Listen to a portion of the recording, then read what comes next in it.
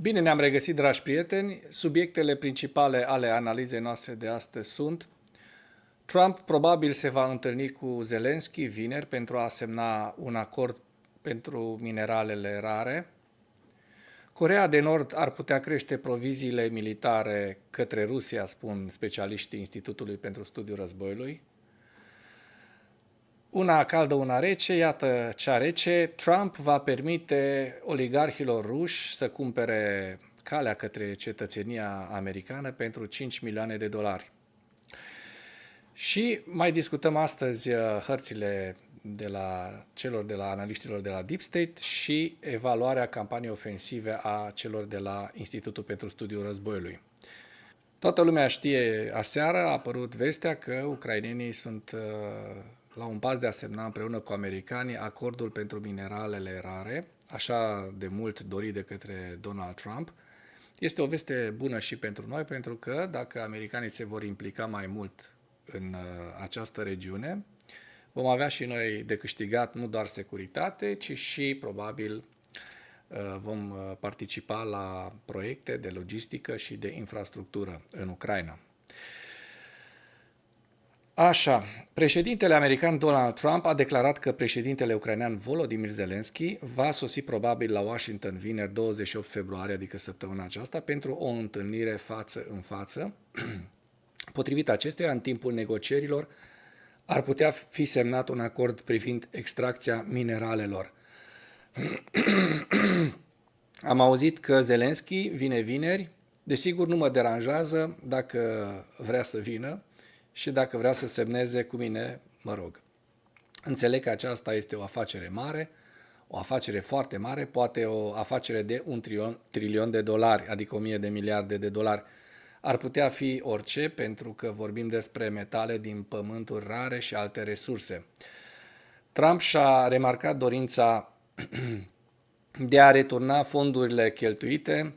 Vrem să fim protejați, vrem acești bani înapoi. Războiul din Ucraina nu ar fi trebuit să se întâmple, dar s-a întâmplat, iar acum trebuie să-l rezolvăm. Contribuabilii americani își vor primi în sfârșit banii înapoi. Nu se dezminte deloc acest Donald Trump. În continuare ține langa cu 350 de miliarde de dolari datoria Ucrainei, când de fapt sunt în jur de 100 de miliarde de dolari. Și ce avem noi aici? Aseară ce a apărut pe Financial Times, care a raportat că Ucraina și Statele Unite au convenit asupra condițiilor unui viitor acord minier, despre care Kievul crede că va deschide calea pentru angajamente de securitate pe termen lung cu Statele Unite ale Americii. Versiunea finală a acordului, din ce știm până acum, datată pe 24 februarie și văzută de către jurnaliștii de la Financial Times, prevede crearea unui fond în care Ucraina ar contribui cu 50% din veniturile din monetizarea viitoare a resurselor minerale, inclusiv petrol și gaze. Sfera de aplicare a acordului nu include minerale, veniturile din care se umple deja trezoreria statului ucrainean, adică nu se va aplica activităților curente ale Naftogaz și Ukrnafta, explică publicația.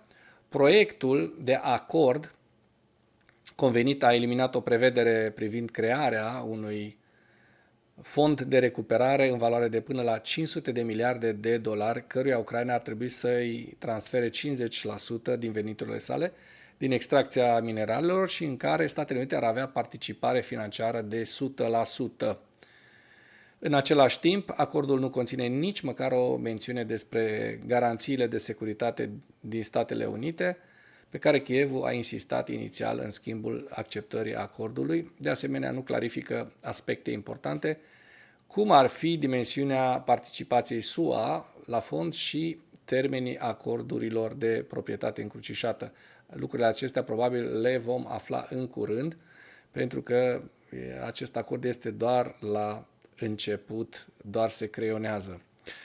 Mergem mai departe cu următoarea știre, care ne afectează pe toți pentru că vedem că Coreea de Nord ar putea crește proviziile militare către Rusia, spun analiștii Institutului pentru Studiul Războiului.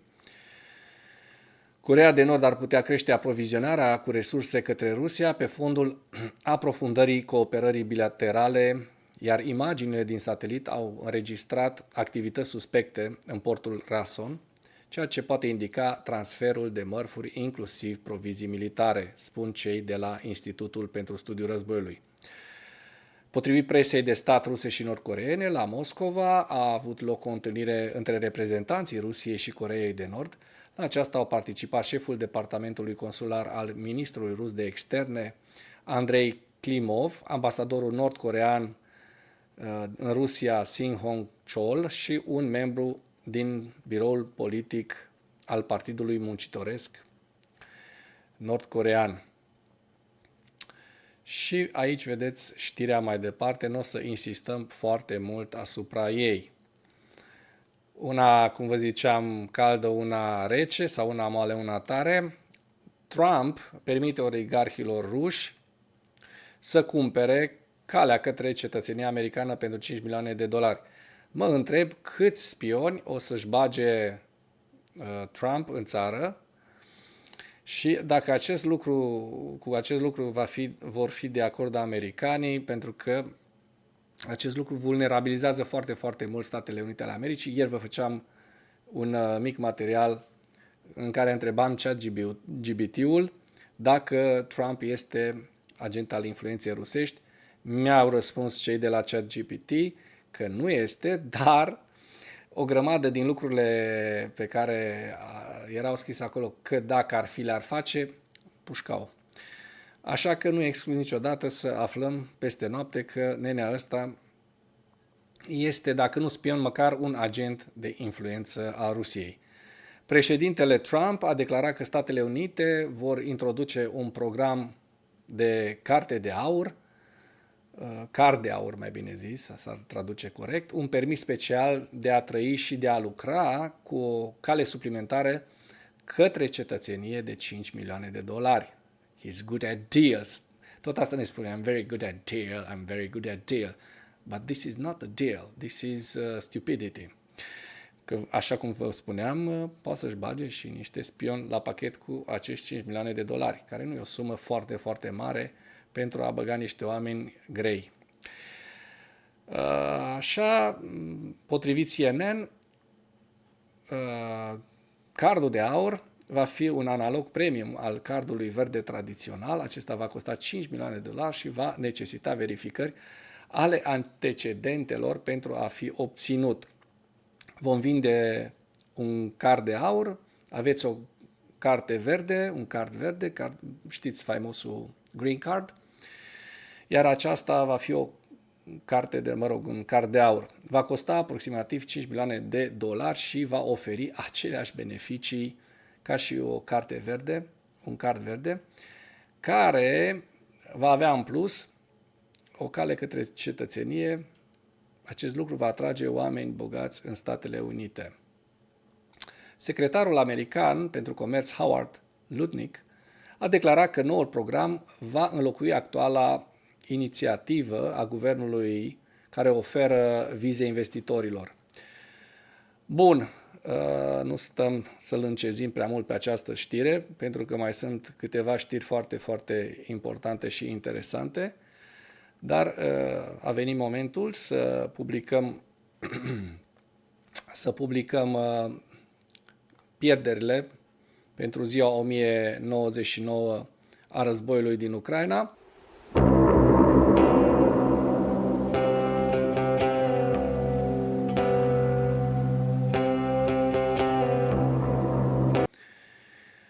Așa, este vorba despre 1170 de militari, 19 tancuri, 15 vehicule blindate de luptă, 34 de piese de artilerie și 2 mijloace de combatere 2 mijloace antiaeriene rusești.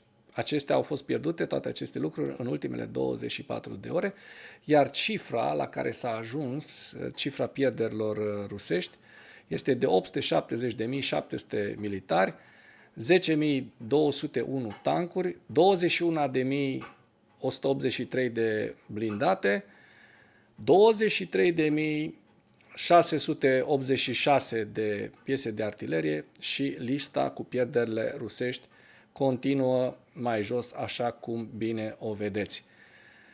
Trecem mai departe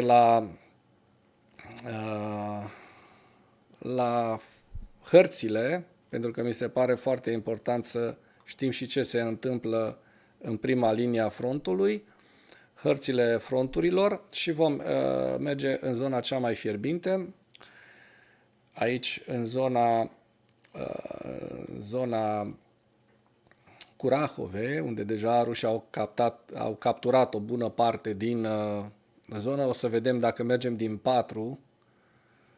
4 februarie, în 11 februarie, în 18 februarie și în 25. Iată, toată această zonă a fost capturată de ruși. Curahove este de mult capturat. Aici ucrainenii aveau o rezistență destul de puternică. Din păcate, acest lucru nu mai este. Mergem mai în centrul Ucrainei, la fel, să vedem ce s-a întâmplat din 4, în zona Ceasov-Iar și în zona Kurdiumivka, vedeți aici pe hartă. Suntem în data de 18, tot mai mult au avansat rușii în această zonă, dar nu ca și în zona Curahove, unde ați văzut foarte bine și știți foarte bine că rușii au avansat foarte mult. Dacă mergem la nord să vedem ce s-a întâmplat, din data de 4 februarie, 11 februarie, 18 februarie și 25, vedem doar această zonă că a fost capturată practic Ivanivka, da?